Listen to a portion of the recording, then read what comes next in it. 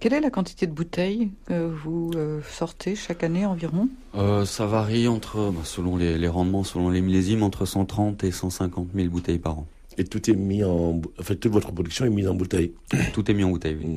Tout est vendu en bouteille. Est-ce que c'est pas trop éprouvant, justement, parce que ça fait quand même un sacré nombre de bouteilles. C'est pas difficile pour la commercialisation, justement? Ça peut être difficile, oui, surtout depuis un an. C'est compliqué. C'est une logique de valorisation de notre production. Et donc, on ne peut pas faire autrement, si vous voulez. On ne veut pas faire autrement, de toute façon. On cultive dans ce sens, on vinifie dans ce sens, donc on doit vendre dans ce sens. Sinon, même économiquement, c'est pas viable, si vous voulez. C'est tout un mode de production qu'il faudrait modifier. Donc, c'est un mode de production bouteille, donc nous vendons bouteille, voilà. Et là, au niveau commercialisation, comment ça se passe? Parce que j'imagine que tu ne peux pas être et à la vigne et tout le temps à la commercialisation.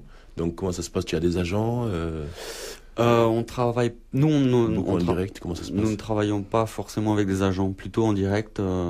Donc, on a créé un poste de commercial sur le domaine. Donc, nous avons une personne qui s'en occupe, en tout cas pour la région Languedoc ou le Grand Sud. Ça, je l'ai pas fait tout seul. Je peux pas le faire tout seul, bien sûr. Donc, un commercial sur le domaine.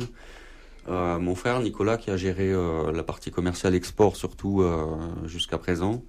Et nous avons créé un magasin dans l'Est de la France, puisque nous sommes aussi originaires de l'Est, de la région de Metz. Un magasin qui s'appelle le Carré Doc, qui nous permet de commercialiser nos vins, bien sûr, mais aussi les vins de toute la région.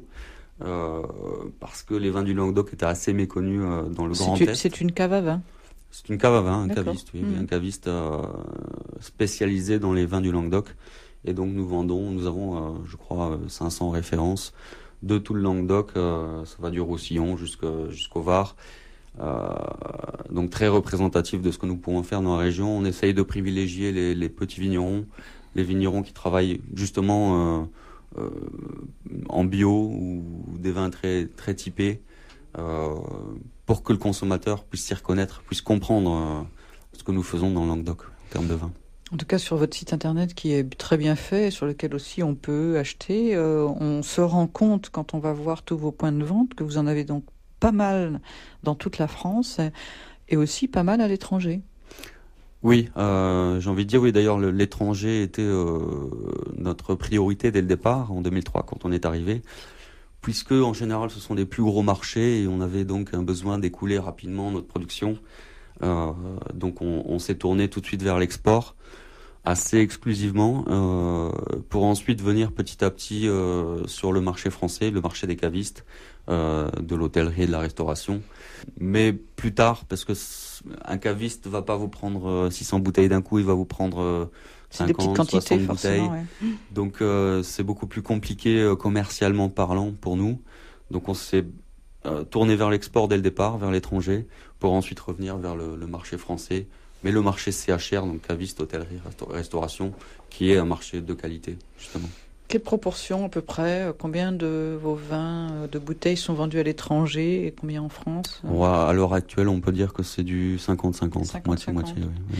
Et qu'est-ce que vous observez justement? Parce que c'est vrai qu'on entend dire plein de choses par rapport à l'étranger, que les vins français n'ont plus forcément la réputation aujourd'hui qu'ils avaient il y a pas mal d'années à cause aussi des vins qui arrivent d'Australie, de différents pays d'Amérique latine. Vous, qu'est-ce que vous observez par rapport justement à toute votre partie export qui est quand même importante puisque c'est 50%? Oui, qu'il y a de la concurrence, comme vous venez de le dire, qu'elle n'est pas si mauvaise, puisqu'elle est capable maintenant, comme en Australie, en Nouvelle-Zélande, en Amérique du Sud aussi, en Argentine, Uruguay, où ils sont capables de faire des très bons vins, parfois un peu commercial, surboisés, mais ils tendent de plus en plus vers la recherche de typicité aussi.